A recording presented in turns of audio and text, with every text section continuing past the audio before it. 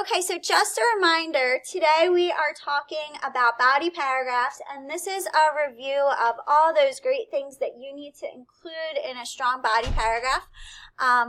We've done this before with literary analysis essays, but now we're moving on to our informational essays, so it will sound and look a little bit different. So I just wanted to take a moment to remind you of your writing task. So this is what it is that we're focusing on, that we're writing about for our informational essays. So think about the characteristics of a successful entrepreneur listed in Could You Be the Next Garrett Morgan? We already did this. If you completed your green sheet, you should have that done already. Then we're going to be writing an essay that analyzes the different characteristics which contributed to the success of Garrett Morgan and your choice entrepreneur from New Zealand. So be sure to select at least 2 characteristics and use textual evidence from at least 2 texts to support your thesis. Now, we found 3. But the requirement is only going to be to use 2 characteristics. If you want to challenge and push yourself as a writer, go with 3, write about all 3. But if you feel like, maybe I just want to focus on 2 characteristics, that's okay, and we can help you make that choice a little bit later. Okay, so thinking about our body paragraphs, does anybody, actually, let's pause there. So as we know, the body paragraphs are the central focus of your essay. This is where you're really going to be working to prove your thesis statement, to really help readers understand your topic and what it is that you're writing about.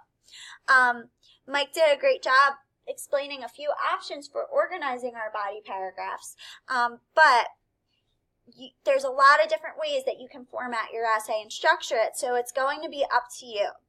So, like Mike said, maybe you're going to have 2 to 3 body paragraphs where you focus on a specific single characteristic in each one of those paragraphs. So maybe your first body paragraph is about resilience and how Garrett Morgan and Steve Jobs showed resilience. And then maybe your second body paragraph is about confidence.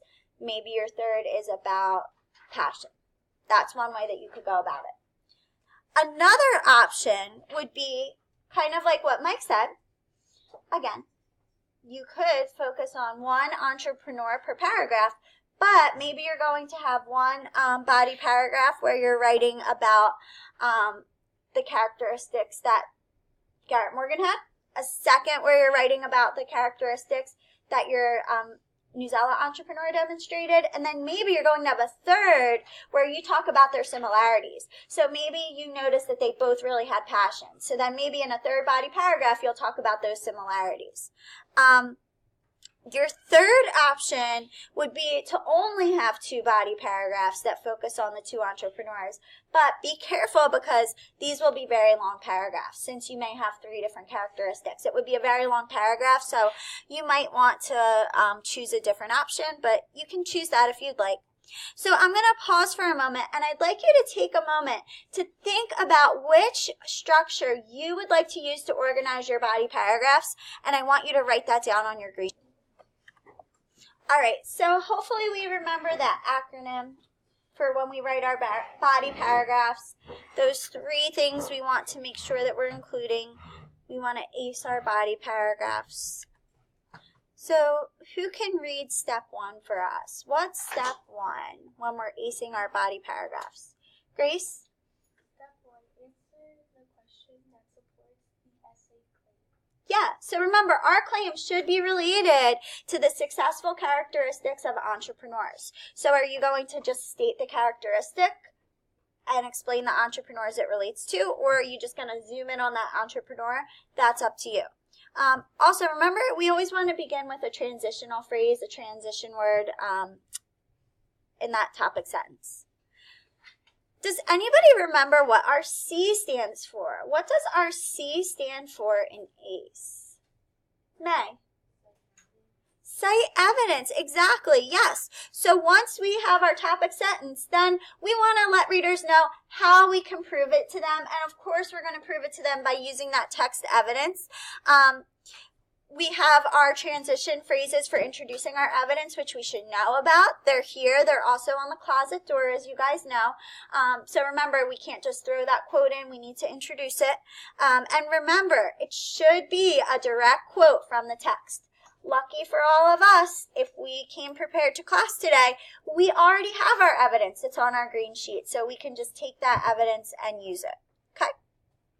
After we have our evidence, what's our next step? Probably the most important step. What do we need to do after we include our text evidence? It's our E. What does that E stand for? Bless you. Gianna.